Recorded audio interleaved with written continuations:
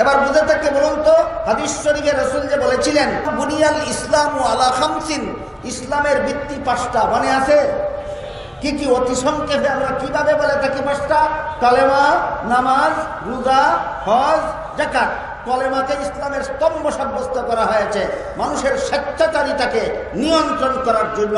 নামাজকে ইসলামের স্তম্ভ সাব্যস্ত করা হয়েছে মানুষের অহংকার স্বভাবকে নিয়ন্ত্রণ করার জন্য।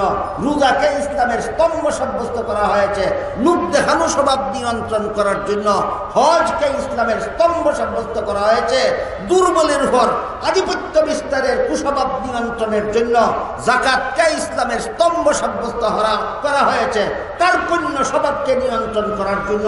বুঝে থাকলে এবার বলুন, আমরা যদি রহস্যগুলি বুঝে শুনে কলেমা গ্রহণ করি, রহস্যগুলি বুঝে শুনে নামাজ আদায় করি, রহস্যগুলি বুঝে শুনে যদি রমজান মাসে রোজা রাখি, রহস্যগুলি বুঝে শুনে যদি হজ করি, যাকাত দেই, তাহলে দুনিয়াতে অশান্তি হবে না আখিরাতে অশান্তি হবে? না দুনিয়া আখিরাতে শান্তি হবে? এই জন্য বলেছিলাম ইসলামের পঞ্চভিত্তি বিশ্ব শান্তির গ্যারান্টি। আজকের আমার আলোচ্য বিষয় ছিল এটা, ইসলামের পঞ্চভিত্তি বিশ্ব শান্তির গ্যারান্টি। শুধু বিশ্ব শান্তি নয়, দুনিয়ার ক্ষণস্থায়ী জীবনে শান্তি প্রতিষ্ঠার গ্যারান্টি। ইসলামের পঞ্চভিত্তি আখিরাতের চিরস্থায়ী জীবনে শান্তি প্রতিষ্ঠার গ্যারান্টি। ইসলামের পঞ্চভিত্তি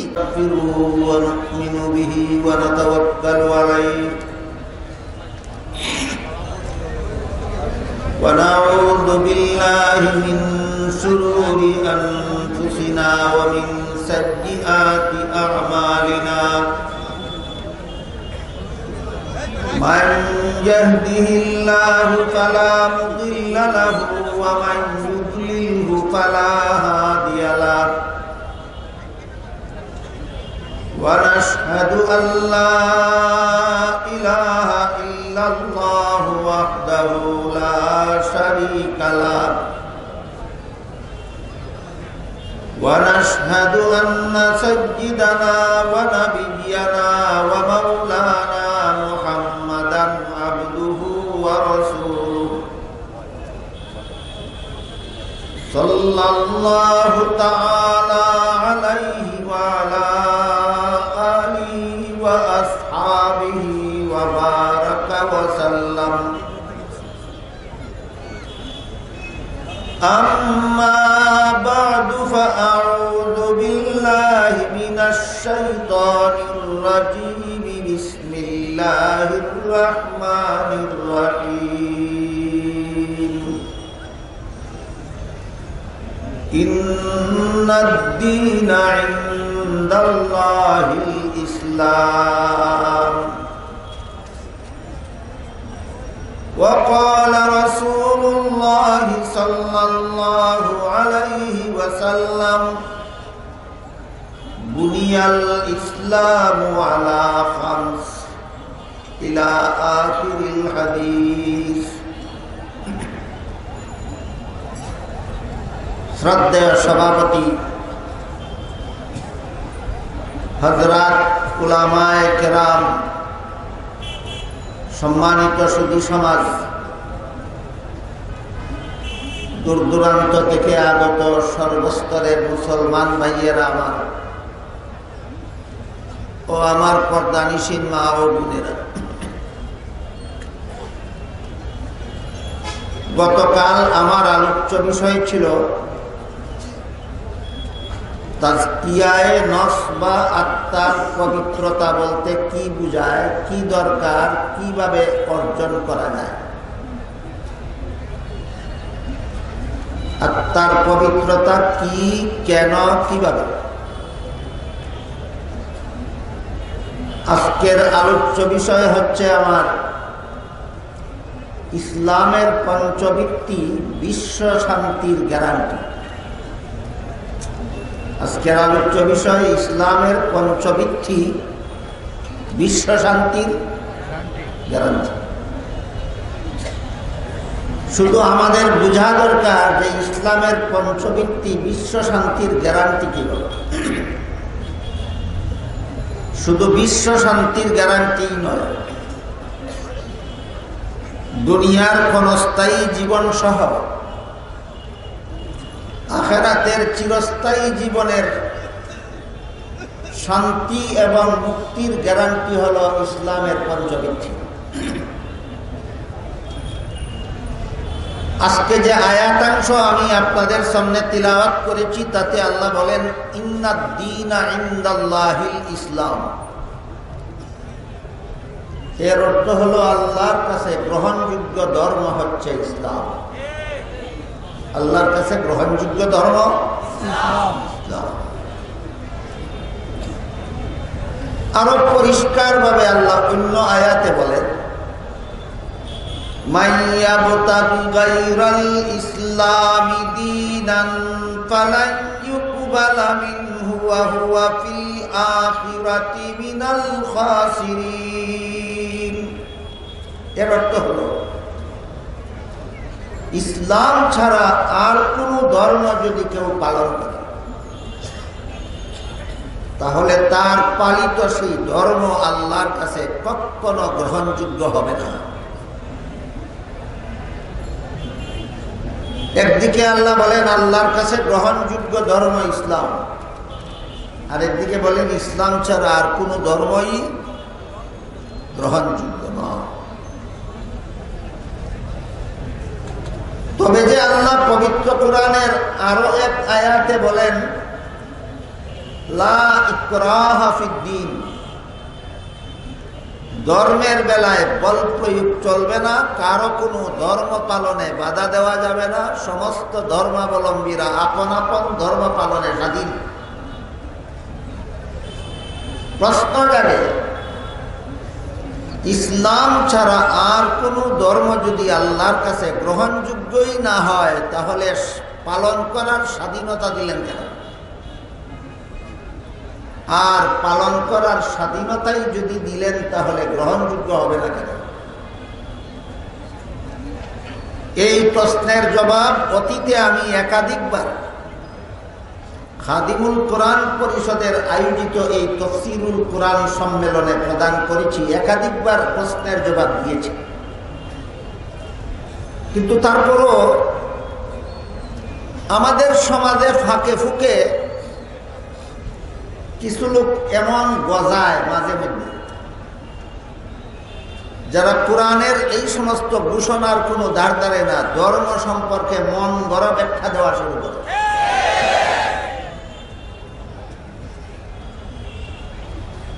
এদের ধর্মের ব্যাপারে মন গড়া ব্যাখ্যার দ্বারা অনেক জনসাধারণ মুসলমান বিভ্রান্ত হয়। যারা জেনে শুনে ধর্মের ব্যাপারে মন গড়া ব্যাখ্যা দেয় তাদের জন্য আমরা আল্লাহর কাছে দোয়া করব, আল্লাহ তাদেরকে হেদায়েত নসিব করুন। আর আপনাদেরকে আমরা ধর্মের ব্যাপারে সঠিক ব্যাখ্যা বুঝাবার চেষ্টা করব যেন আপনারা মন গড়া ব্যাখ্যায় বিভ্রান্ত না হন। সেই দায়িত্ব পালনের স্বার্থে আজকে আবারও এই একটা জটিল প্রশ্নের জবাবের মাধ্যমে আমার আলোচনাটা শুরু করতে চাই। ভুলে যাবেন না আমার আজকের আলোচ্য বিষয় ইসলামের পঞ্চবৃত্তি বিশ্ব শান্তির গ্যারান্টি। ইসলামের পঞ্চবৃত্তি বিশ্ব শান্তির গ্যারান্টি।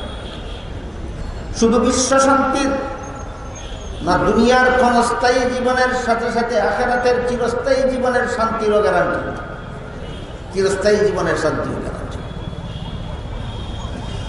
সেই বিষয়ের আলোচনাটা শুরু করতে চাই এই প্রশ্নের জবাবের মধ্যে। আল্লাহ কোরআনের এক আয়াতে বলেন ইসলাম ছাড়া আর কোনো ধর্ম গ্রহণযোগ্য নয়, আর এক আয়াতে বলেন সমস্ত ধর্মাবলম্বীরাই আপন আপন ধর্ম পালনে স্বাধীন।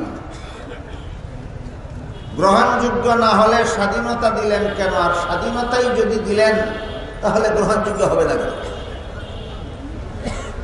প্রশ্ন একেবারে সহজ নয়, আর কঠিন কথা উদাহরণের মাধ্যমে বুঝতে সহজ হয়। তাই আমি এই প্রশ্নের জবাবটাও একটি উদাহরণের মাধ্যমে আপনাদের সামনে তুলে ধরছি। দুনিয়ার যে কোনো শিক্ষা প্রতিষ্ঠানের ছাত্রদেরকে পাঠ্য তালিকার শিক্ষাদান সমাপ্ত করার পর তাদের কাছ থেকে যখন পরীক্ষা নেওয়া হয়, পরীক্ষার হলে যখন সমস্ত পরীক্ষার্থী ছাত্ররা প্রশ্নপত্র হাতে নিয়ে বসে, সমস্ত পরীক্ষার্থীরাই কি প্রশ্নের সঠিক জবাব লেখে না অনেকে ভুল লেখে? ভুল লেখলে পাশ করবে না ফেল করবে? তাহলে তাদেরকে লেখার স্বাধীনতা দেওয়া হয় কেন? পরীক্ষার হলে যারা প্রশ্নের জবাব ভুল লেখে এদেরকে লেখার স্বাধীনতা দেওয়া হয় না লিখতে বাধা দেওয়া হয়? এই ভুল লেখার দ্বারা নিশ্চিত ফেল করবে, তাহলে স্বাধীনতা দিল কেন? আর স্বাধীনতাই যদি দিল তাহলে ফেল করবে কেন? এই প্রশ্নের যেই জবাব ইসলাম ছাড়া সমস্ত ধর্ম ভুল, গ্রহণযোগ্য হবে না, তাই যদি হয় তাহলে পালন করার স্বাধীনতা দিল কেন? আর স্বাধীনতাই যদি দিল তাহলে গ্রহণযোগ্য হবে না কেন? ওই প্রশ্নেরও সেই জবাব, উভয় প্রশ্নের একই জবাব। পরীক্ষার বেলায় যেই জবাব, ধর্মের বেলায় সেই জবাব। প্রশ্ন দুই ক্ষেত্রে জবাব এক। জবাবটা কি? নিয়ম রক্ষার জন্য। পরীক্ষার হলে পরীক্ষার্থী ছাত্র প্রশ্নের জবাব ভুল লেখলেও বাধা দেওয়ার নিয়ম নাই। ভুল লেখলেও পাশ করবে এই জন্য বাধা দেওয়া হয় না, না বাধা দেওয়ার নিয়ম নাই? ঠিক তেমনি ভাবে দুনিয়াতে কেউ ইসলাম ছাড়া কোনো ভ্রান্ত ধর্ম পালন করলেও বাধা দেওয়ার নিয়ম নাই। গ্রহণযোগ্যতার কারণে না বাধা দেওয়ার নিয়ম নাই। এই সুযোগে যদি কোনো পরীক্ষার্থী ছাত্র প্রশ্নের জবাব ইচ্ছা মতো ভুল লেখে, তাহলে যেভাবে তার কপালে গুড়ার ডিম ছাড়া আর কিছু নাই। আপনারা কি বলেন? প্রশ্নের জবাব যদি ইচ্ছা মতো ভুল লেখে তাহলে তার কপালে কত নম্বর আছে? গুড়ার ডিম। ঠিক তেমনি ভাবে ধর্ম পালনের স্বাধীনতা, বাধা দেওয়ার নিয়ম নাই। এই সুযোগে যদি কেউ ইসলাম ছাড়া ভ্রান্ত ধর্ম পালন করে তাহলে তার কপালেও জাহান্নাম ছাড়া আর কিছু না। এই কথাটা আমরা কেউ যেন ভুলে না যায়। এই কথাটাকে জনসাধারণের অনুভূতির ঊর্ধ্বে নিয়ে যাওয়া, বিষয়টা নিয়ে বিভ্রান্তি সৃষ্টি করার জন্য ধর্ম সম্পর্কে অনেকে অনেক রকমের মন গড়া ব্যাখ্যা করে থাকে। অনেকে অনেক রকমের মন গড়া ব্যাখ্যা করে থাকে। আমি আগেই বলেছি, যারা মন গড়া ব্যাখ্যা করে তাদের জন্য আমরা আল্লাহর কাছে হেদায়েতের দোয়া করি। কিন্তু তাদের মন গড়া ব্যাখ্যায় আপনারা যেন বিভ্রান্ত না হন, আপনাদেরকে আমাদের মূল ব্যাখ্যা, আসল ব্যাখ্যা, সহিহ শুদ্ধ ব্যাখ্যা শোনাবার দায়িত্ব আছে।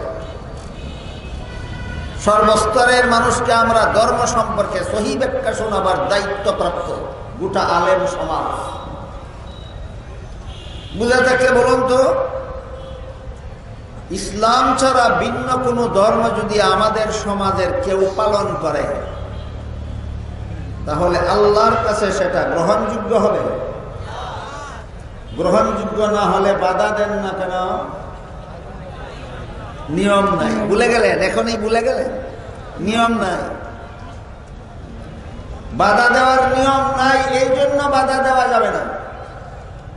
পরীক্ষার হলে যেভাবে ছাত্র প্রশ্নের জবাব ভুল লেখলে বাধা দেওয়ার নিয়ম নাই, এই জন্য বাধা দেওয়া যাবে না, গ্রহণযোগ্যতার কারণে নয়। ঠিক তেমনি ভাবে দুনিয়াতে যদি কেউ ইসলাম ছাড়া কোনো ভ্রান্ত ধর্ম পালন করে তাতেও বাধা দেওয়ার নিয়ম নাই, গ্রহণযোগ্যতার কারণে নয়।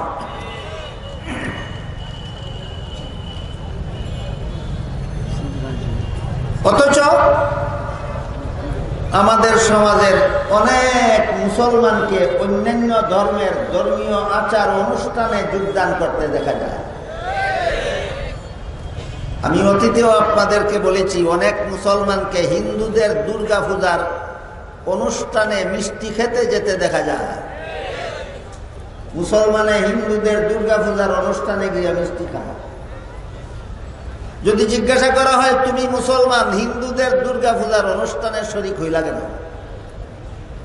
জবাব দেয় ধর্ম যার যার, উৎসব সবার। এইটাই যদি কথা হয়, ধর্ম যার যার, উৎসব সবার। এজন্য যদি মুসলমানকে হিন্দুদের দুর্গা পূজার মিষ্টি খেতে যেতে হয়, তাহলে তো হিন্দুদেরকেও মুসলমানের কুরবানির গরুর গোশত খেতে আসতে হয়, যেহেতু ধর্ম যার যার, উৎসব সবার। তোমরাও তাদের পূজার মিষ্টি খাও আর তাদেরকেও তোমাদের কুরবানির গরুর গোশত খাওয়াও, যেহেতু ধর্ম যার যার, উৎসব সবার।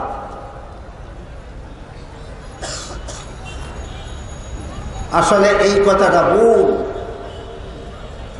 ধর্ম যার যার, উৎসব সবার নয়, ধর্ম যার, উৎসব তার। ধর্ম যার, উৎসব তার। কেউ যদি বলে কৃষিকাজ যার যার, ফসল সবার। কেউ যদি বলে ব্যবসা যার যার, মুনাফা সবার। কেউ যদি বলে চাকরি যার যার, বেতন সবার। আর কোন পণ্ডিতে যদি কয় বিয়া যার যার, বউ সবার। এটা যেমন মাতলামি ছাড়া আর কিছু হবে না, ঠিক তেমনি ভাবে কেউ যদি কয় ধর্ম যার যার, উৎসব সবার, এটাও মাতলামি ছাড়া আর কিছু না। কৃষিকাজ যার, ফসল তার।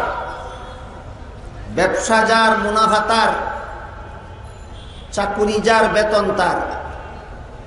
বিয়া যার, বউ তার। ধর্ম যার, উৎসব তার। ধর্ম যার। এই কথাগুলিও পরিষ্কার ভাবে বলে দিলাম। এই জাতীয় মন গড়া ব্যাখ্যা, এই ব্যাপার নিয়ে যারা মন গড়া ব্যাখ্যা দেয়, তাদের মন গড়া ব্যাখ্যায় আপনারা কেউ যেন বিভ্রান্ত না হন।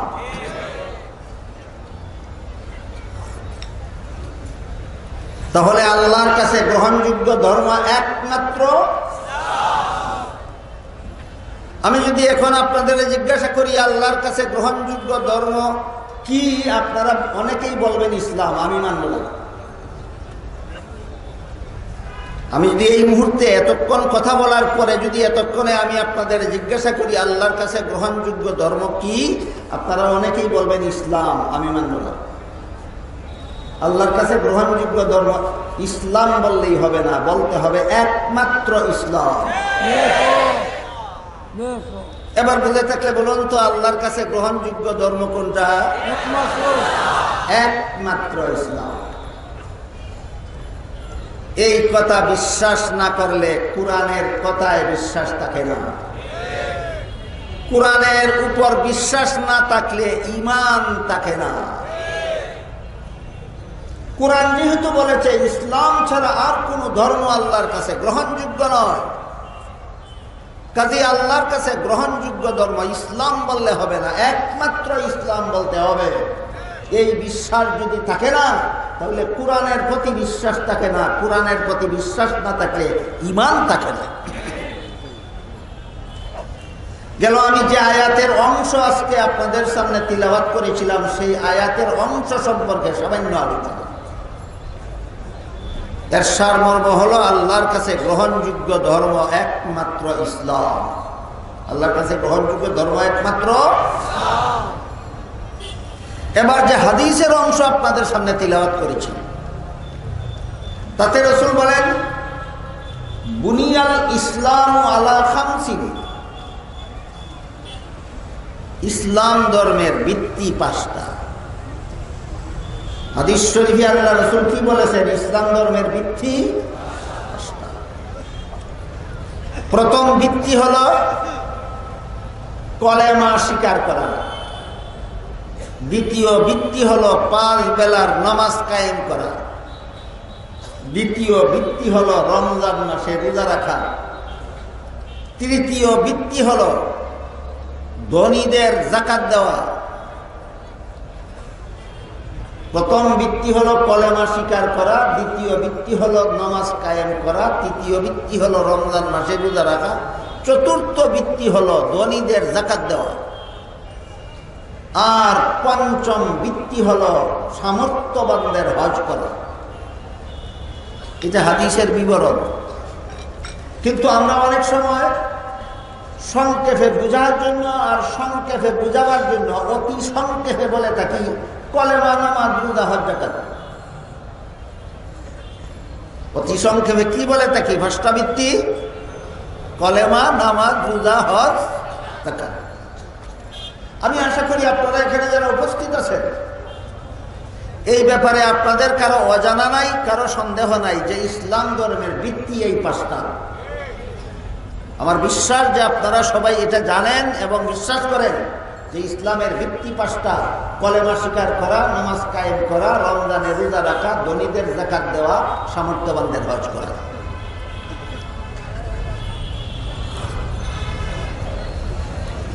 এই পাঁচটা জিনিসকে ইসলামের ভিত্তি সাব্যস্ত করে আল্লাহর পক্ষ থেকে সারা দুনিয়ার সমস্ত মানুষকে দুনিয়াতে শান্তির সমাজ গড়া এবং আখিরাতে শান্তির জীবন লাভ করার ব্যবস্থা প্রদান করেছে। কারণ মানুষের শরীরের পাঁচটা জিনিসের সাথে ইসলামের পাঁচটা ভিত্তির সম্পর্ক। শরীরের কটা জিনিসের সাথে? পাঁচটা জিনিসের সাথে ইসলামের পাঁচটা ভিত্তির সম্পর্ক। একটা জীবিত মানুষের শরীরে সর্বমোট পাঁচটা জিনিস আছে। চারটা আছে তার দেহের উপকরণ, আর একটার নাম হলো রূহ বা আত্মা, যা উপকরণ ছাড়া সরাসরি আল্লাহর হুকুমে সৃষ্ট। আল্লাহ মানুষের দেহ সৃষ্টি করেছেন চার উপকরণের দ্বারা, আর মানুষের রূহ বা আত্মা সৃষ্টি করেছেন উপকরণ ছাড়া সরাসরি হুকুম দিয়ে। অথচ আল্লাহ কুরআনের আয়াতে বলেন, ইন্নামা আমরুহু ইযা আরাদা শাইআন আন ইয়াকুলা লাহু কুন ফায়াকুন। আল্লাহর সৃষ্টির ক্ষমতা এমন যে আল্লাহ যখন কোনো কিছু সৃষ্টি করতে চান তখন সৃষ্টি হয়ে যাও বলতে হয় না, সৃষ্টি হয়ে যাও বলার ইচ্ছা করলেই সৃষ্টি হয়ে যায়।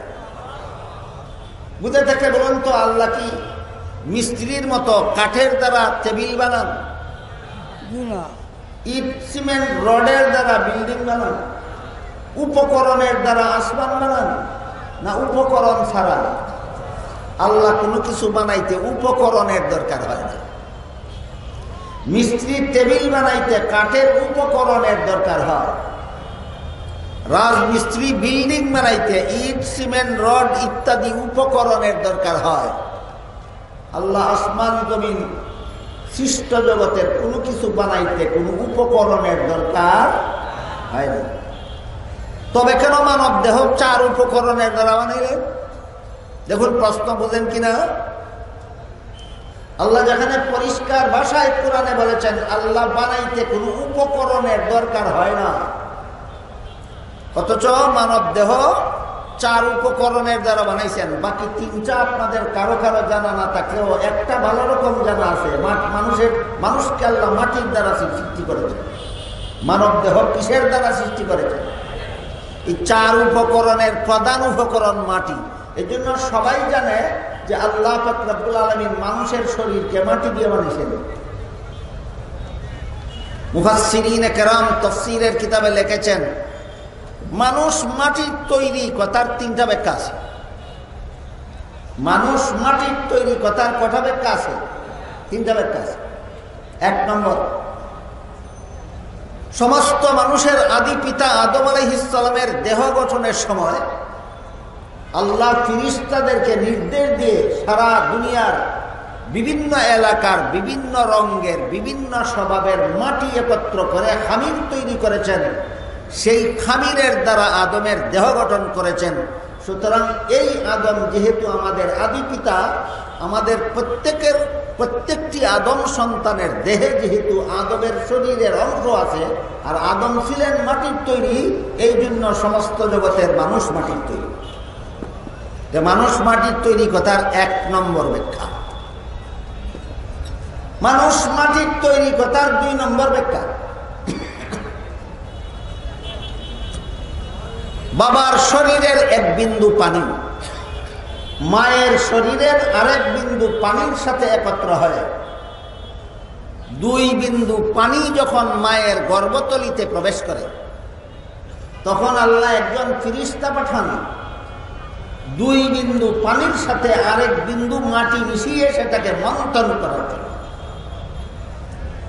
ফেরেশতা এসে এই মানুষটার দুনিয়ার জীবন, যেই মানুষটার দেহ গঠন হবে মায়ের গর্ভে, এই মানুষটার দুনিয়ার জীবন শেষে তার শেষকৃত্য যেখানে সম্পন্ন হবে, সেখানের আরেক বিন্দু মাটি মিশিয়ে সেটাকে একাধারে 40 দিন পর্যন্ত মন্থন করেন।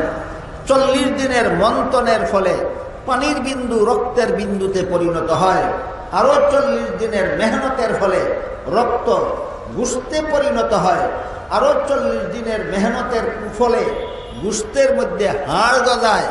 আরো 40 দিনের মেহনতের ফলে এর ভিতরে রুহের সঞ্চার হয়, আত্মার সঞ্চার হয়।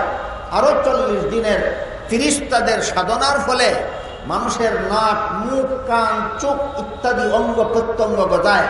আরো 40 দিনের মেহনতের পর এই মানুষটা ভূমিষ্ঠ হওয়ার যোগ্য হয়। আরো 40 দিনের মেহনতের ফলে মানুষটা মায়ের গর্ভ থেকে ভূমিষ্ঠ হয়। সুতরাং মানুষ মাটির তৈরি কথার 2 নম্বর ব্যাখ্যা, প্রতিটি মানুষ এর দেহ তার মায়ের দেহে, মায়ের গর্ভে প্রতিটি মানুষের দেহ গঠনের সময় ফেরেশতা মা বাবা 2 জনের শরীরের 2 বিন্দু পানির সাথে আরেক বিন্দু মাটি মিশ্রিত করে এই দেহ গঠন করেন। এটা হলো মানুষ মাটির তৈরি কথার 2 নম্বর ব্যাখ্যা। মানুষ মাটির তৈরি কথার 3 নম্বর ব্যাখ্যা হলো বাবার শরীরের 1 বিন্দু পানি আর মায়ের শরীরের আরেক বিন্দু পানি রক্ত থেকে উৎপাদিত হয়। আর রক্ত খাদ্য থেকে উৎপাদিত হয়। আর মানুষের জীবনের সকল খাদ্য মাটি থেকে উৎপাদিত হয়। মাটির উৎপাদিত খাদ্য খেয়ে আমার শরীরে রক্ত হয়। এই রক্ত থেকে ম্যাটার তৈরি হয়। এই ম্যাটার থেকে আরেকটা নতুন মানুষ তৈরি হয়। এই হইল মানুষ মাটির তৈরি কথার 3 নম্বর ব্যাখ্যা। এই সমস্ত ব্যাখ্যার কারণে মানুষের সমাজে যেই কথাটা বেশি প্রসিদ্ধি লাভ করেছে সেটা হলো মানুষ মাটির তৈরি। কিন্তু মুফাসসিরিনে কেরাম লিখেছেন, বিভিন্ন আয়াতের ব্যাখ্যায়, হাদিসের ব্যাখ্যায় উল্লেখ আছে মাটির সাথে আরো 3টা জিনিস মিশ্রিত করে মানুষের দেহ গঠন করা হয়। তাহলে মানব দেহের সর্বমোট উপকরণ 4টা। আল্লাহ তো উপকরণ ছাড়াই বানাতে পারেন। উপকরণ নিলেন কেন? উপকরণ ছাড়া আল্লাহ ইচ্ছা করলেও মানুষের দেহ বানাতে পারতেন না, ব্যাপারটা এমন নয়। আল্লাহ যেভাবে হুকুম দিয়েছেন উপকরণ ছাড়া প্রাণ সৃষ্টি হয়ে গেছে, ঠিক তেমনি ভাবে আল্লাহ যদি হুকুম দিতেন উপকরণ ছাড়া মানব দেহ সৃষ্টি হয়ে যেত। কিন্তু আল্লাহ পাক রব্বুল আলামিন এক রহস্যজনক কারণে মানব দেহ 4টা উপকরণের দ্বারা সৃষ্টি করেছে। আল্লাহ উপকরণ ছাড়া সৃষ্টি করতে পারতেন না, না ক্ষমতা থাকা সত্ত্বেও বিশেষ কোন রহস্যের কারণে মানব দেহ সৃষ্টিতে 4 উপকরণ গ্রহণ করেছেন। বিশেষ প্রথম উপকরণ মাটি, দ্বিতীয় উপকরণ পানি, তৃতীয় উপকরণ আগুন, চতুর্থ উপকরণ বাতাস। আগুন, পানি, মাটি, বাতাস। আগুন, পানি, মাটি, বাতাস। এই 4 উপকরণের দ্বারা আল্লাহ মানব দেহ সৃষ্টি করেছেন। এই 4টা উপকরণের সাথে ইসলামের পঞ্চবৃত্তির 4 বৃত্তির সম্পর্ক। ইসলামের 5 বৃত্তির মধ্যে 4টা বৃত্তির সম্পর্ক দেহের 4টা উপকরণের সাথে। কি সম্পর্ক একটু পরে বলছি আমি। কিন্তু এই 4 উপকরণের দ্বারা যে দেহ আল্লাহ সৃষ্টি করলেন, এই দেহটা জীবিত হয় 5ম জিনিসটা ঢুকাবার পর। 5ম জিনিসটার নাম হলো আত্মা, 5ম জিনিসটার নাম হলো রূহ। আমি গতকাল বলেছি রূহ কাকে বলে। মানুষের জীবনী শক্তির নাম রূহ, এটাকে বাংলায় বলে প্রাণ। 4 উপকরণের দ্বারা দেহ বানাইলেই জীবিত মানুষ হয় না 5ম জিনিস তাতে ঢুকাতে হয়? পঞ্চম জিনিসটা কি? প্রাণ, রূহ। এই রূহ উপকরণ ছাড়া আল্লাহ কোরআনে বলেন, ইয়াসআলুনাকা আনির রূহি কুলির রূহু মিন আমরি রাব্বি ওয়া মা উতিতুম মিনাল ইলমি ইল্লা কালিলা।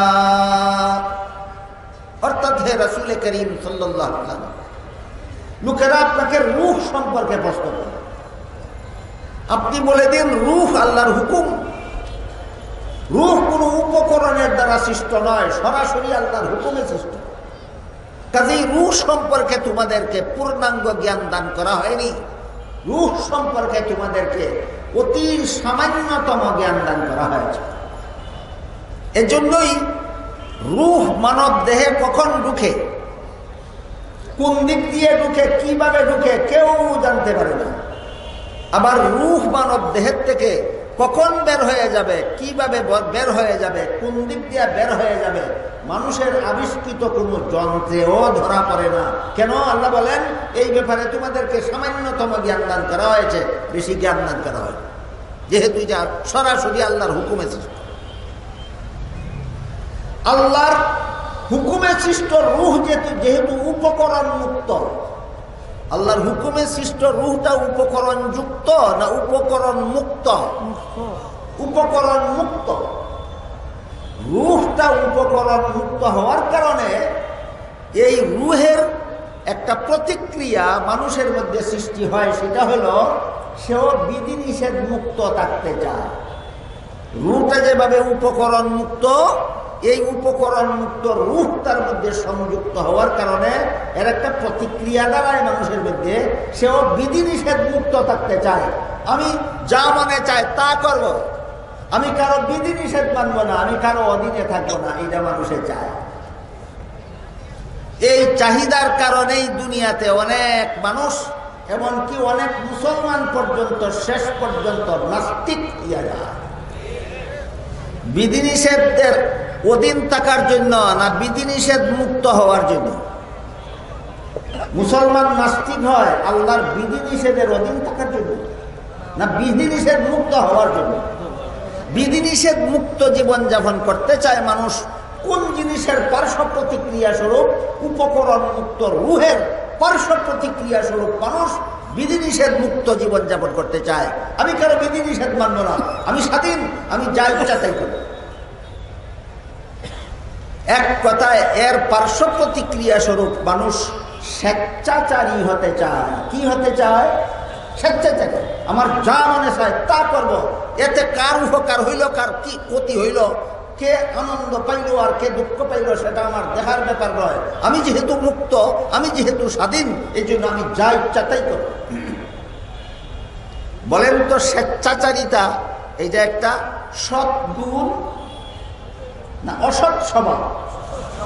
মানুষের মধ্যে এই স্বেচ্ছাচারিতার মতো অসৎ স্বভাব কোন জিনিসের পার্শ্ব প্রতিক্রিয়া? উপকরণ মুক্ত রূহের পার্শ্ব প্রতিক্রিয়া।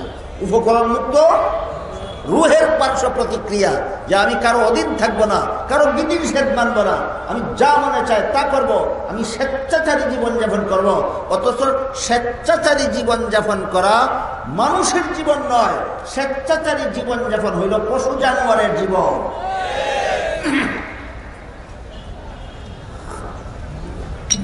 তাই মানুষকে পশুত্বের জীবন থেকে, স্বেচ্ছাচারী জীবন থেকে বিধিবন্ধনে আবদ্ধ জীবনের গুরুত্ব শিক্ষা দেওয়ার জন্য আল্লাহ পাক রব্বুল আলামিন ইসলামের প্রথম স্তম্ভ সাব্যস্ত করেছেন কলেমাকে। প্রথম স্তম্ভ সাব্যস্ত করেছেন কলেমা। কলেমার দুই অংশ, একটা হলো লা ইলাহা ইল্লাল্লাহ আর একটা হলো মুহাম্মাদুর রাসূলুল্লাহ। লা ইলাহা ইল্লাল্লাহর মর্ম হলো এক আল্লাহ ছাড়া আর কোনো মাবুদ নাই। এক আল্লাহ ছাড়া আর কোনো মাবুদ নাই। মাবুদ কাকে বলে?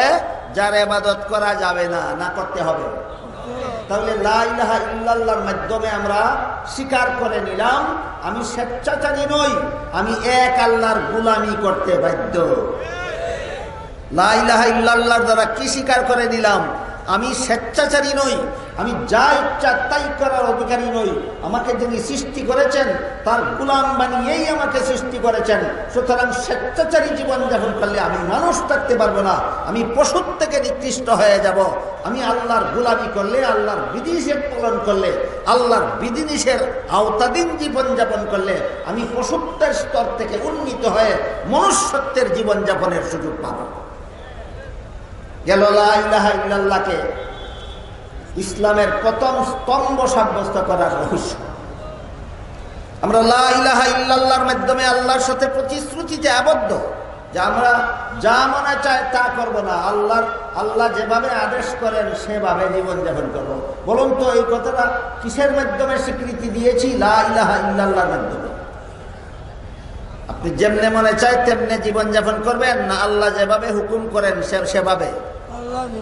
আল্লাহ হুকুম করেছেন নামাজ পড়ার, নামাজ পড়তে হবে। আল্লাহ হুকুম করেছেন রোজা রাখার, রোজা রাখতে হবে। আল্লাহ হুকুম করেছেন ইবাদত করার, ইবাদত করতে হবে। এই স্বীকৃতি দিয়েছি আমরা লা ইলাহা ইল্লাল্লাহর মাধ্যমে। ইবাদতটাও যেভাবে মনে চায় সেভাবে করলে হবে না। ইবাদত করতে হবে মুহাম্মদুর রাসূলুল্লাহর শিক্ষা দেওয়া পদ্ধতি মতে।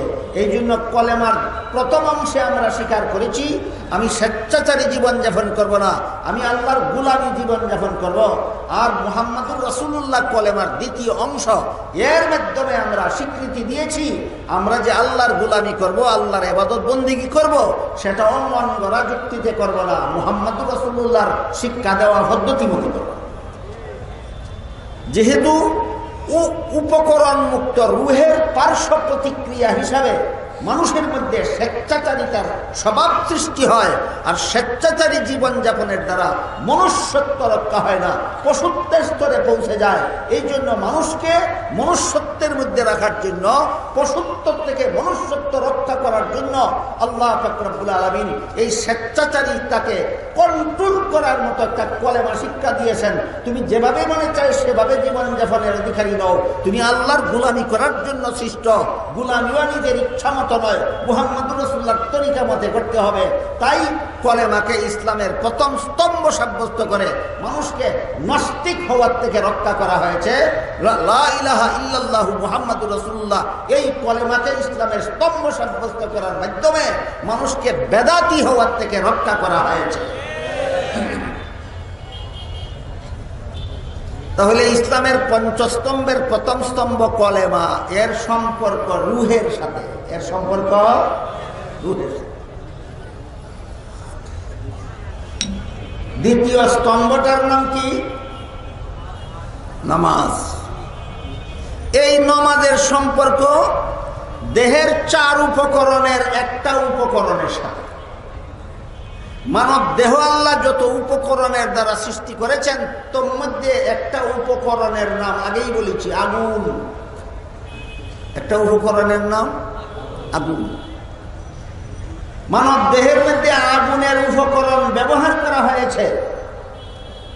এই জন্য আগুনের একটা গুণ জীবিত মানুষের শরীরে সবসময় পাওয়া যায়, সেটা হইল গরম। আগুনের বিশেষ গুণ হইল গরম। মানব দেহের মধ্যে এই গরম গুণটা পাওয়া যায়। মানুষের হৃৎপিণ্ড, মানুষের কলিজা, মানুষের ফুসফুস যদি গরম না থাকে, যদি বরফের মতো ঠান্ডা হয়ে যায়, মানুষ বাঁচতেই পারবে না। বলুন তো, হৃৎপিণ্ড ঠান্ডা থাকে না গরম থাকে? কলিজা ঠান্ডা থাকে না গরম থাকে? হৃৎপিণ্ড ঠান্ডা থাকে না, ফুসফুস ঠান্ডা থাকে না গরম থাকে? এই গরম থাকাটা কোন উপকরণের গুণ? আগুন উপকরণের।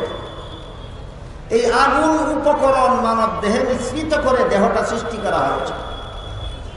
আর আগুনের একটা স্বভাব আছে, সেটা হইল মুক্ত অবস্থায় জ্বালালেই উপর দিকে যেতে চায়। কোন দিকে যেতে চায়? আগুন জ্বালাইলেই উপর দিকে যেতে চায়। এখানে কতগুলি খড়কুটা জমা করেন, সেই খড়কুটা একটু কেরোসিন অথবা সামান্য একটু পেট্রোল ঢালেন, তারপরে সেই খড়কুটায় আগুন যুক্ত করেন, দেখেন আগুন নিচের দিকে যায় না উপরের দিকে যায়? তাহলে আগুনের স্বভাব হইল উপর দিকে যাওয়া। এই আগুন যেহেতু মানব দেহের উপকরণ হিসাবে ব্যবহার করা হয়েছে, এর এই আগুনকে উপকরণ হিসাবে ব্যবহার করার কারণে মানুষের মধ্যে আরেকটা পার্শ্ব প্রতিক্রিয়া সৃষ্টি হয়েছে। সেটা হলো নিজে উপরে থাকতে চায়, অন্যকে নিচে রাখতে চায়। যে কোন উপকরণের স্বভাব? আগুন উপকরণের স্বভাব। আমি বড়, অন্যরা আমার চেয়ে ছোট। গতকাল বলা হয়েছে এই মনোভাবের নাম অহংকার। এই মনোভাবের নাম অহংকার। এখানে ছোট্ট একটা প্রশ্ন আছে আনুষঙ্গিক, সেই প্রশ্নের জবাবটাও জানা দরকার। সেটা হলো, আপনারা সবাই শিক্ষিত অশিক্ষিত নির্বিশেষে, আলেম আওয়াম নির্বিশেষে সমস্ত শ্রোতাগণ মাঠে নিচে বসেছেন, আর উলামায়ে কেরাম সভাপতি এই মঞ্চে উপরে বসেছেন। উপরে থাকা যদি আগুনের স্বভাব অহংকার হয়ে থাকে, তাহলে আলেমগণ কেন অহংকার করে? উপরে কেন বসে, মঞ্চে কেন বসে, আমাদের সাথে নিচে মাঠে বসে না কেন? একটা ছোট্ট প্রশ্ন এখানে প্রাসঙ্গিকভাবে আসতে পারে। সেটা হইল, কোনো আলেম যদি মনে করে তারা ছোট আমি বড়, এই জন্য তারা নিচে বসেছে, আমি উপরে বসেছি, এই আলেম ওয়াজ করার যোগ্যই না। এই আলেম মানুষকে হেদায়েতের বাণী শোনাবার যোগ্যই না। আর যদি কোনো আলেম মনে করে যে শ্রোতাদের সামনে উঁচু স্থানে বসে অথবা দাঁড়িয়ে কথা বললে মানুষের চেহারা দেখা যায়, আর চেহারা দেখলে কথা বুঝতে বোঝাতে সহজ হয়, এই জন্য মুহাম্মদুর রাসূলুল্লাহ সাল্লাল্লাহু আলাইহি ওয়াসাল্লাম উঁচু স্থানে বসে অথবা উঁচু স্থানে দাঁড়িয়ে ওয়াজ নসিহত করতেন। মানুষের চেহারা দেখার সুবিধার্থে, যেন কথা বুঝতে বোঝাতে সহজ হয়, তাই উঁচু স্থানে বসে বা দাঁড়িয়ে কথা বলা নবীর সুন্নত। এই জন্য আমি উপরে বসেছি। এই উপরে বসা অহংকারের কারণে নয়, এটা নবীর সুন্নতের কারণে। এরা কেন নবীর সুন্নত হইল? যারা ওয়াজ করবেন তারা উপরে বসবেন, যারা ওয়াজ শুনবেন তারা নিচে বসবেন। এইটাই নবীর সুন্নত, অহংকার নয়। কেন সুন্নত হইল? কারণ যিনি কথা বলবেন তিনি উপরে থাকলে, যারা শুনবেন তারা নিচে থাকলে, নিচের যারা শুনে তারাও বক্তার চেহারা দেখতে পায় সহজে, যিনি কথা বলবেন তিনিও শ্রোতার চেহারা দেখতে পান সহজে। বলুন তো, সামনাসামনি চেহারা দেখে কথা বললে শুনলে সুবিধা, না চেহারা না দেখা গেলে সুবিধা? চেহারা দেখা যাওয়ার সুবিধার্থে, কথা বোঝাবার সুবিধার্থে উপরে দাঁড়িয়ে বা বসে কথা বলা এবং নিচে বসে কথা শোনা, এটা নবীর সুন্নত। এখানে অহংকারের কোনো সম্পর্ক না। গেল ছোট্ট প্রশ্ন এবং প্রশ্নের জবাব। আগুনের মধ্যে যেহেতু উপর দিকে যাওয়ার একটা স্বভাব, এই আগুনকে মানব দেহের উপকরণ হিসাবে গ্রহণ করার কারণে মানুষের মধ্যে অহংকারের স্বভাব সৃষ্টি হয়। কিসের স্বভাব সৃষ্টি হয়? অহংকারের স্বভাব। গতকাল বলেছি, আল্লাহর রাসূল হাদিস শরীফে বলেছেন, যার অন্তরে সরিষার বিন্দু পরিমাণ অহংকার থাকবে তাকেও জাহান্নামে যেতেই হবে। সুতরাং আগুনের স্বভাবের পার্শ্ব প্রতিক্রিয়া স্বরূপ আমাদের মধ্যে যে অহংকার সৃষ্টি হয়, সেই অহংকারের কারণে আমাদের জাহান্নামের শাস্তির যোগ্য বানিয়ে দেয়। এটাকে কন্ট্রোল করার জন্য, এই অহংকারকে নিয়ন্ত্রণ করার জন্য আল্লাহ পাক রব্বুল আলামিন নামাজকে ইসলামের দ্বিতীয় স্তম্ভ সাব্যস্ত করেছেন। নামাজ হলো অহংকার দমনের অনুপম ব্যবস্থা। নামাজ হলো অহংকার দমনের অনুপম ব্যবস্থা। গতকাল একটু আভাসে বলেছি, অতি সংক্ষেপে বলেছি, নামাজ অহংকার দমনের ব্যবস্থা কিভাবে। নামাজে দাঁড়িয়ে সর্বপ্রথমই সূরাতুল ফাতিহার প্রথম যে আয়াতের অংশ তিলাওয়াত করা হয়, আলহামদুলিল্লাহ, এর অর্থ কিছু প্রশংসা আল্লাহর আর কিছু আমার না, সমস্ত প্রশংসা আল্লাহ।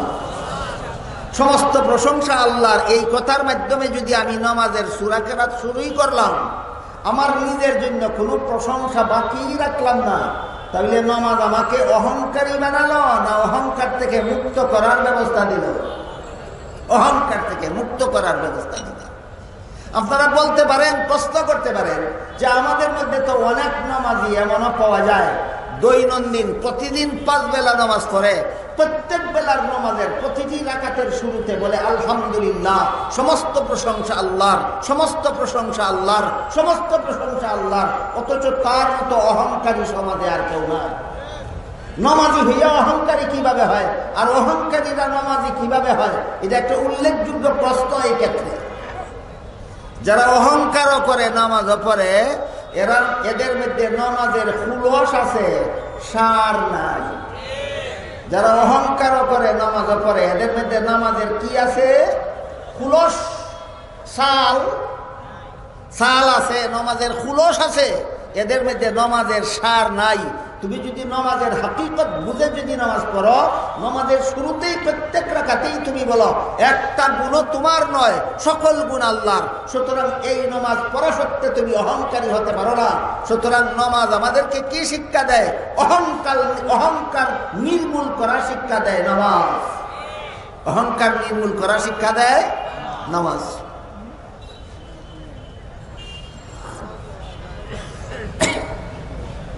তাহলে আমাদের দেহের আগুন উপকরণের পার্শ্ব প্রতিক্রিয়াকে নিয়ন্ত্রণ করার জন্য আল্লাহ নামাজকে ইসলামের দ্বিতীয় স্তম্ভ সাব্যস্ত করেছেন। কলেমাকে কেন প্রথম স্তম্ভ সাব্যস্ত করেছেন? স্বেচ্ছাচারিতাকে নিয়ন্ত্রণ করার জন্য। নামাজকে কেন ইসলামের স্তম্ভ সাব্যস্ত করেছেন? অহংকার দমনের ব্যবস্থা দেওয়ার জন্য। 5টা স্তম্ভের মধ্যে 2টা স্তম্ভের রহস্য আলোচনা হইল, আর 3টা আর কটা হইল?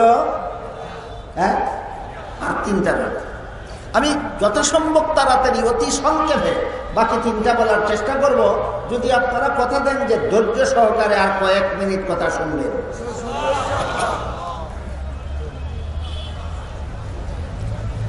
ইসলামের তৃতীয় স্তম্ভ হল রমজান মাসের রোজা।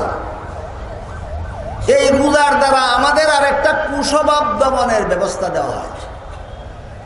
মানব দেহে যত উপকরণ ব্যবহার করা হয়েছে, তার মধ্যে আর একটা উপকরণ হলো পানি। কি? পানি। এই পানির স্বভাব হলো, তৃতীয় উপকরণ হলো বাতাস। এই বাতাসের স্বভাব হলো যেখানেই খালি জায়গা পায় সেখানে গিয়েই ভরপুর হয়ে যায়। আপনি যেখানে বসা আছেন এখান থেকে উঠে সরে যান, আপনি যেখানে বসা ছিলেন এই জায়গাটাতে, এই জায়গাটা বাতাস দখল করে নিবে কিনা? বাতাস দখল করে নিবে কিনা? 10 তলা 20 তলা একটা বিল্ডিং এই 100 হাত 150 হাত 200 হাত জায়গা দখল করে আছে। বিল্ডিংটা অপারেশন করে নিয়ে গেলে এই 20 তলা বিল্ডিং এর জায়গাটা, খালি জায়গাটা বাতাসে দখল করে নিবে কিনা? তাহলে বাতাসের স্বভাব হলো খালি জায়গা পাইলেই দখল করে, খালি জায়গা পাইলেই দখল করে। এটা বাতাসের স্বভাব। এই স্বভাব সম্পন্ন বাতাসকে আমাদের শরীরের উপকরণ হিসাবে ব্যবহার করার কারণে মানুষের মধ্যে আরেকটা পার্শ্ব প্রতিক্রিয়া সৃষ্টি হয়, সেটাকে আত্মশুদ্ধির পরিভাষায় বলে রিয়া। যারা আমাকে চিনে না তারা আমাকে চিনুক, যারা আমার গুণের কথা জানে না তারা আমার গুণের কথা জানুক। আমার সুখ্যাতি সম্পর্কে যাদের অন্তরটা খালি, আমি চাই তাদের অন্তরটা আমার সুখ্যাতিতে ভরে যাক। এটা বাতাস উপকরণের পার্শ্ব প্রতিক্রিয়া। বাতাস উপকরণের পার্শ্ব প্রতিক্রিয়া। মানুষের কাছে নিজের সুনামের কামনা করা, মানুষের কাছে নিজের সুখ্যাতি কামনা করা, মানুষের কাছে আমার সুনাম প্রচার হোক, এই কামনাটা অত্যন্ত খারাপ। এটাকে আত্মশুদ্ধির পরিভাষায় রিয়া বলা হয়। গতকাল বলেছিলাম 10টা কুস্বভাব মানুষের মনে এমনিতেই জন্ম হয়। এই 10টা কুস্বভাবের মধ্যে একটা কুস্বভাবের নাম রিয়া। এটার মর্ম হলো নিজের সুনাম মানুষের কাছে প্রচার করা। এই কুস্বভাব মানুষের মনে সৃষ্টি হয় বাতাস উপকরণের পার্শ্ব প্রতিক্রিয়া হিসাবে। এই কুস্বভাব মানুষকে জাহান্নামের দিকে টেনে নিয়ে যায়। তাই মানুষকে কঠিন পরীক্ষার জন্য, গতকাল বলেছি, কঠিন পরীক্ষার জন্য, যে পরীক্ষায় পাস করলে মানুষ জাহান্নাম থেকে বাঁচতে পারে, জান্নাত লাভ করতে পারে, সেই পরীক্ষার পত্র বানাবার জন্য আল্লাহ একদিকে রিয়ার স্বভাব সৃষ্টি করে দিয়েছেন বাতাসের প্রভাবে, অপরদিকে এটাকে নিয়ন্ত্রণ করার জন্য রমজান মাসের রোজাকে স্তম্ভ সাব্যস্ত করে দিয়েছেন রিয়াকে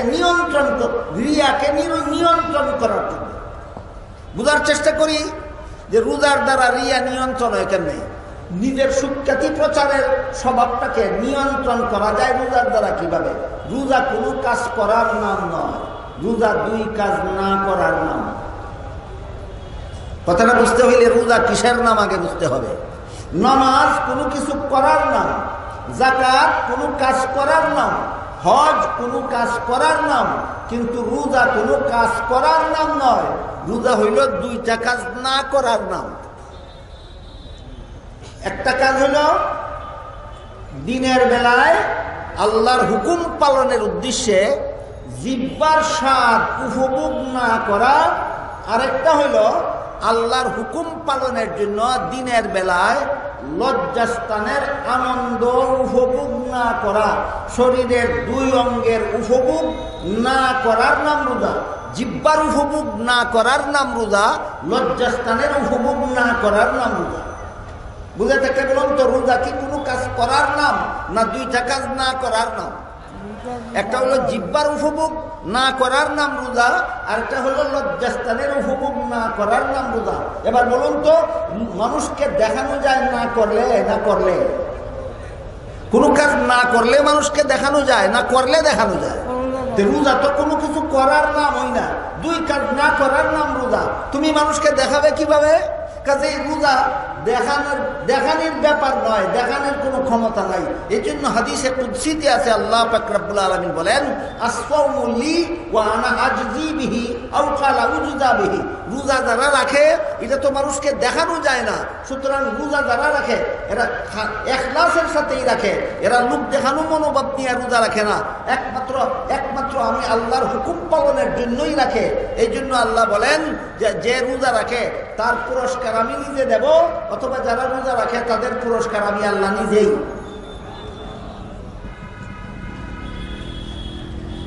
বাতাসের স্বভাবের পার্শ্ব প্রতিক্রিয়া ছিল আমাদের গুণ সমাজে প্রচার হোক, আর রোজা দ্বারা এটা নিয়ন্ত্রণ করা হয়েছে কিভাবে? যে তুমি কিছু করবে না, তারপরও এটা মানুষকে দেখাবার কোনো উপায়ই নাই। এমত অবস্থায় একমাত্র আল্লাহকে খুশি করার জন্য যা মানুষকে দেখানো যায় না তা যদি তুমি করতে পারো, তাহলে বাতাসের উপকরণের কারণে যে পার্শ্ব প্রতিক্রিয়া তোমার মধ্যে এসেছিল, লোক দেখানো মনোভাব, এটাকে একমাত্র রোজার দ্বারা নিয়ন্ত্রণ করা যায়। এই জন্য আল্লাহ রোজাকে, রমজান মাসের রোজাকে ইসলামের তৃতীয় স্তম্ভ সাব্যস্ত করেছে। কলেমাকে কেন স্তম্ভ সাব্যস্ত করলেন? আলোচনা হইল। নামাজকে কেন স্তম্ভ সাব্যস্ত করেছেন? আলোচনা হইল। রোজাকে কেন স্তম্ভ সাব্যস্ত করেছেন? আলোচনা হইল। আলোচনাটাকে খুবই সহজ মনে করেন আপনারা, না কিছুটা কঠিন আছে? কিছুটা কঠিন আছে।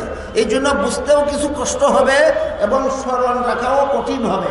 তাই আমি আর বাকি দুইটা আলোচনার পর আপনাদেরকে অতি সংক্ষেপে 1-2 মিনিটে আবারও বলে দেব, কলেমাকে ইসলামের স্তম্ভ সাব্যস্ত করেছেন আল্লাহ কোন রহস্যের কারণে, নামাজকে ইসলামের স্তম্ভ সাব্যস্ত করেছেন আল্লাহ কোন রহস্যের কারণে, রমজানের রোজাকে ইসলামের স্তম্ভ সাব্যস্ত করেছেন আল্লাহ কোন রহস্যের কারণে।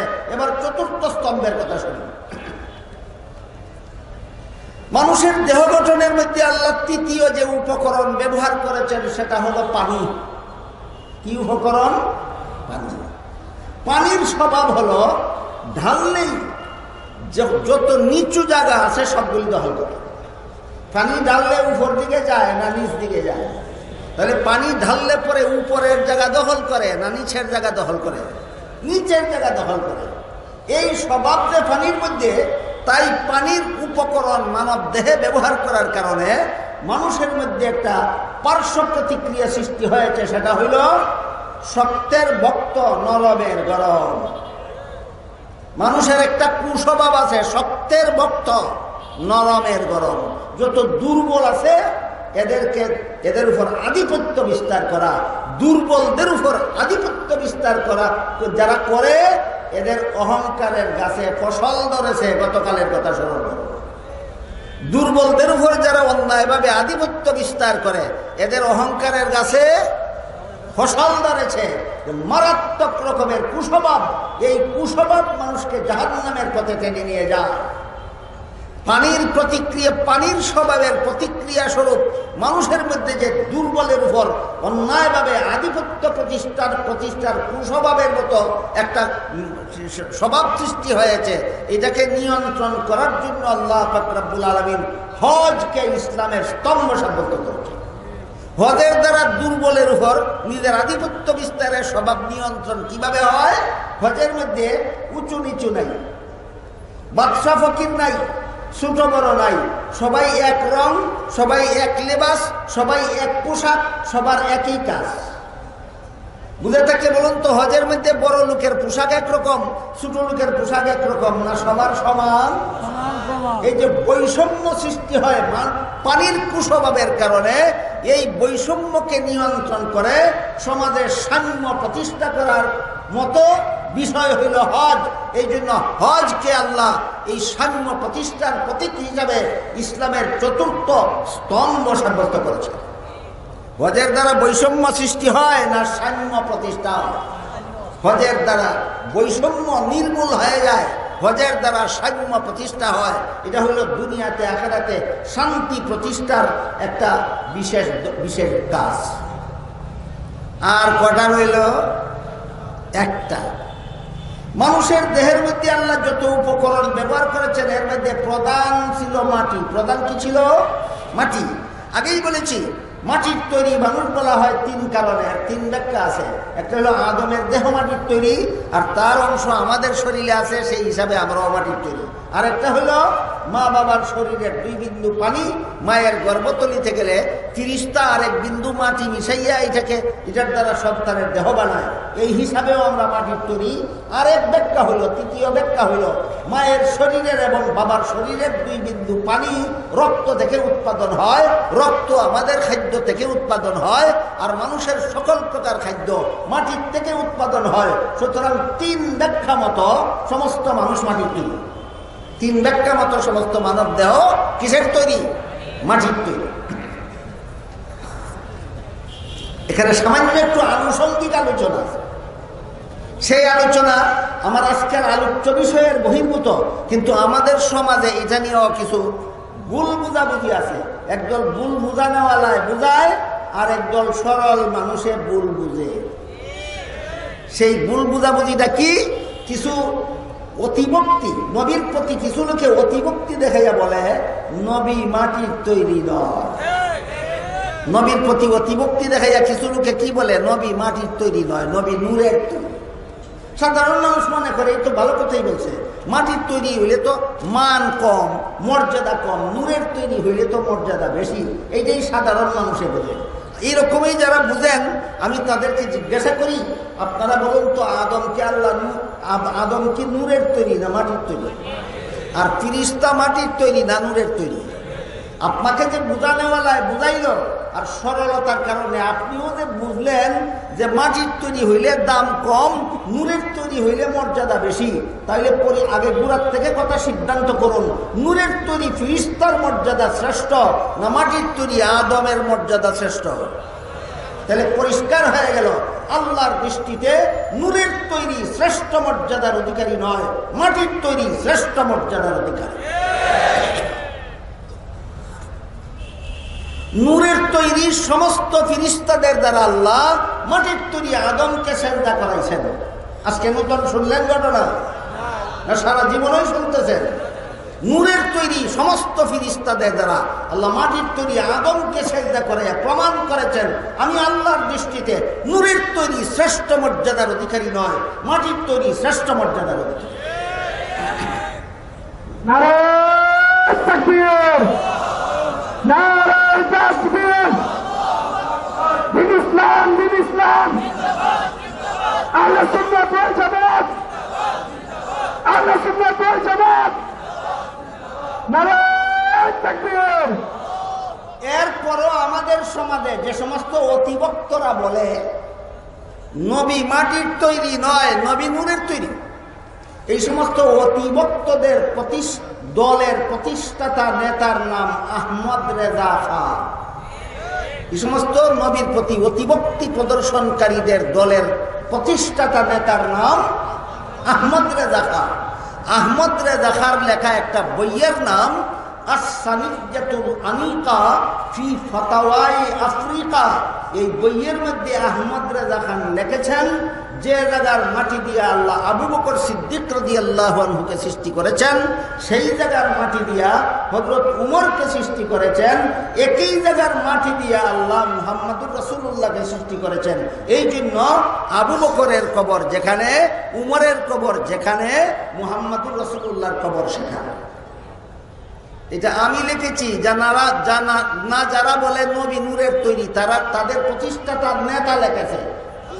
তোমরা নেতায় কয় নবী মাটির তৈরি, আর তোমরা বলো মাটির তৈরি। যারা বলবে তারা ওয়াহাবি কাফের হবে। তাহলে তো তোমরা দলের বড় নেতা 1 নম্বরের ওয়াহাবি কাফের। আল্লাহ পাক রব্বুল আলামিন পবিত্র কোরআনের সূরা তাহা আয়াতে বলেন, মিনহা খালাকনাকুম ওয়া ফিহা নুঈদুকুম ওয়া মিনহা নুখরিজুকুম তারাতান উখরা। হে মানব মণ্ডলী, কজন মানুষ রেকর্ড? হে মানব মণ্ডলী, আমি এই মাটির দ্বারা তোমাদের সৃষ্টি করেছি। মরণের পরে এই মাটিতে তোমাদের ফিরিয়ে নেব। আবার কিয়ামতের দিন মাটির থেকে জীবিত করে তোমাদের হাসরের মধ্যে রাখব। কজন মানুষের বাদ দিয়া কইলেন না? সমস্ত মানুষ। আয়াতের ব্যাখ্যায় তাফসীরে মাযহারিতে একটি হাদিস আছে। ওই হাদিসটাই আহমদ রেজা খাতার বইয়ের মধ্যে লিখেছে। হাদিস শরীফে রাসূল করিম সাল্লাল্লাহু আলাইহি ওয়াসাল্লাম বলেন যে জায়গার মাটি দিয়ে আল্লাহ আমাকে বানাইছেন, সেই জায়গার মাটি দিয়ে আবু বকরকে বানাইছেন, সেই জায়গার মাটি দিয়ে উমরকে বানাইছেন। এই জন্য মরণের পরে যেখানে আমাকে দাফন করা হবে, তার পাশাপাশি আবু বকরকে দাফন করা হবে, তার পাশাপাশি উমরকে দাফন করা হবে। কারণ আমরা 3 জন একই জায়গার মাটির দ্বারা সৃষ্ট। কথা বুঝে আসলো? তাইলে আল্লাহর রাসূল বলেন নিজে আমাকে আল্লাহ মাটির দ্বারা বানাইছেন। আল্লাহ কোরআনে বলেন সমস্ত মানুষকে আমি মাটির দ্বারা বানাইছি। কিসের দ্বারা বানাইছেন? মাটির দ্বারা বানাইছেন। এবার আহলে সুন্নাত ওয়াল জামাতের আকীদার কিতাব দ্বারা যারা এই সমস্ত শিরকি কুফরি বেদাতি কথা সমাজে প্রচার করে, তারা আবার নিজেদেরকে আহলে সুন্নাত ওয়াল জামাত বলে আকাশ পাতা চিৎকার করে। আহলে সুন্নাত ওয়াল জামাতের আকীদার যে পৃথিবী বিখ্যাত একটি কিতাব, বাংলাদেশের সমস্ত কওমি মাদ্রাসায় এবং বেশ কয়েক বছর আগের আমার জানা মতো সরকারি মাদ্রাসাগুলিতেও পড়ানো হয়, সেই কিতাবটার নাম শরহে আকাইদে নসফি। এই কিতাবে উল্লেখ আছে আর রাসূল ইনসানুন বাআসাহুল্লাহু ফি ইবাদিহি লিতাবলীগিল আহকাম। রাসূল ওই মানুষকে বলা হয় যাকে আল্লাহ মনোনীত করেন আল্লাহর বিধিনিষেধ বান্দাদেরকে পৌঁছে দেওয়ার জন্য। আহলে সুন্নাত ওয়াল জামাতের কিতাবে লেখে রাসূল মানুষকে বলা হয়। হাদিস শরীফে রাসূল বলেন আমি রাসূল মাটির তৈরি। কুরআনে আল্লাহ বলেন সমস্ত মানুষকে আমি মাটির উপকরণ দ্বারা সৃষ্টি করেছি। এরপরেও যারা বলে রাসূল মাটির তৈরি নন, এরা না আহলে সুন্নাত ওয়াল জামাতের নীতিমালা মানে, না নবীর হাদিস মানে, না আল্লাহর কুরআন মানে। আনুষঙ্গিক কথা এই পর্যন্ত শেষ। এতক্ষণে আমরা বুঝতে পারলাম মানব দেহের চতুর্থ উপকরণ হলো মাটি। মানব দেহের চতুর্থ উপকরণ মাটি। এই মাটিরও একটা স্বভাব আছে। মাটির স্বভাব হইল যাকেই পায় তাকেই গ্রাস করে নিয়ে যায়। মাটির স্বভাব নেওয়া, দেওয়া না নেওয়া। নেওয়া। একটা কাঠের খণ্ড মাটির নিচে পুঁতে রাখেন, 6 মাস পরে খুঁজে পাবেন না। একটা লোহার টুকরা মাটির নিচে পুঁতে রাখেন, 6 বছর পরে খুঁজে পাবেন না। আস্তে একটা মানুষের মরা লাশ মাটির নিচে পুঁতে রাখেন, 10, 20, 50 বছর পরে খুঁজে পাবেন না। তাহলে মাটি দেয় না নেয়? এই নেওয়াটা যে মাটির স্বভাব, এখান থেকে দিতে চায় না, শুধু নিতে চায়। এই মাটির উপকরণ মানব দেহে ব্যবহার করার কারণে মানুষের মধ্যে একটা পার্শ্ব প্রতিক্রিয়ার সৃষ্টি হয়েছে। সেটা হইল কার্পণ্য। নিতে চায়, দিতে চায় না। মানুষ কি করে? দিতে চায় না নিতে চায়? নিতে চায়। বুঝে থাকলে বলুন তো, এই নিতে চাওয়া যাকে বাংলা ভাষায় কার্পণ্য বলা হয়, আরবি ভাষায় এবং তাজকিয়ায়ে নফসের ভাষায় বুখল বলা হয়। এই বুখল স্বভাব, কার্পণ্য স্বভাব মানুষের মধ্যে কোন উপকরণের পার্শ্ব প্রতিক্রিয়া? মাটি উপকরণের পার্শ্ব প্রতিক্রিয়ার কারণে মানুষ কৃপণ হয়, নিতে চায়, দিতে চায় না। যারা শুধু নিতে চায়, দিতে চায় না, এদেরকে যদি অবাধে সমাজে বসবাস করতে দেওয়া হয়, কি পরিমাণ শান্তি বিরাজ করবে সমাজে। একজন কাস্টমার সব সময় দোকান থেকে মাল বাকি নেয়, মূল্য দেয় না। শুধু নেয়, মাল নেয়, মূল্য দেয় না। মাল নেয়, মূল্য দেয় না। 1 মাস, 2 মাস, 6 মাস, বছর, 6 বছর, 10 বছর, 20 বছর শুধু দোকান থেকে মাল নেয়, মূল্য দেয় না। এই কাস্টমারের মধ্যে আর দোকানদারের মধ্যে কি পরিমাণ শান্তি প্রতিষ্ঠা হবে? না অশান্তির আগুন জ্বলবে। তাহলে কার্পণ্য স্বভাবের কারণে সমাজে অশান্তির আগুন জ্বলে, শান্তির আলো নিভে যায়। এই কার্পণ্য স্বভাবকে নিয়ন্ত্রণ করার জন্য আল্লাহ পাক রব্বুল আলামিন যাকাতকে ইসলামের 5ম স্তম্ভ সাব্যস্ত করেছেন। যাকাত বলে শুধু নিলে হবে না, দাও। যাকাতের বিধান নেওয়া না দেওয়া। আগুনের স্বভাবে চায় শুধু নেওয়া, আর যাকাতের বিধানে চায় দেওয়া। এই দেওয়ার দ্বারা তোমার নেওয়ার কার্পণ্য স্বভাবের নিয়ন্ত্রণ করো। এই জন্য আল্লাহ পাক রব্বুল আলামিন যাকাতকে ইসলামের স্তম্ভ সাব্যস্ত করেছেন। এবার বুঝে থাকলে বলুন তো, হাদিস শরীফে রাসূল যে বলেছিলেন আল ইসলাম বুনিয়াল ইসলামু আলা খামসিন, ইসলামের ভিত্তি 5টা, মনে আছে? কি কি? অতি সংক্ষেপে আমরা কিভাবে বলে থাকি 5টা? কালেমা, নামাজ, রোজা, হজ, যাকাত। কলেমাকে ইসলামের স্তম্ভ সাব্যস্ত করা হয়েছে মানুষের স্বেচ্ছাচারিতাকে নিয়ন্ত্রণ করার জন্য। নামাজকে ইসলামের স্তম্ভ সাব্যস্ত করা হয়েছে মানুষের অহংকার স্বভাবকে নিয়ন্ত্রণ করার জন্য। রোজাকে ইসলামের স্তম্ভ সাব্যস্ত করা হয়েছে লোভ দেখানো স্বভাব নিয়ন্ত্রণ করার জন্য। হজকে ইসলামের স্তম্ভ সাব্যস্ত করা হয়েছে দুর্বলের উপর আধিপত্য বিস্তারের কুস্বভাব নিয়ন্ত্রণের জন্য। যাকাতকে ইসলামের স্তম্ভ সাব্যস্ত করা হয়েছে কার্পণ্য স্বভাবকে নিয়ন্ত্রণ করার জন্য। বুঝে থাকলে এবার বলুন, আমরা যদি রহস্যগুলি বুঝে শুনে কলেমা গ্রহণ করি, রহস্যগুলি বুঝে শুনে নামাজ আদায় করি, রহস্যগুলি বুঝে শুনে যদি রমজান মাসে রোজা রাখি, রহস্যগুলি বুঝে শুনে যদি হজ করি, যাকাত দেই, তাহলে দুনিয়াতে অশান্তি হবে না আখিরাতে অশান্তি হবে? না দুনিয়া আখিরাতে শান্তি হবে? এই জন্য বলেছিলাম ইসলামের পঞ্চভিত্তি বিশ্ব শান্তির গ্যারান্টি। আজকের আমার আলোচ্য বিষয় ছিল এটা। ইসলামের পঞ্চভিত্তি বিশ্ব শান্তির গ্যারান্টি। শুধু বিশ্ব শান্তি নয়, দুনিয়ার ক্ষণস্থায়ী জীবনে শান্তি প্রতিষ্ঠার গ্যারান্টি। ইসলামের পঞ্চভিত্তি আখিরাতের চিরস্থায়ী জীবনে শান্তি প্রতিষ্ঠার গ্যারান্টি।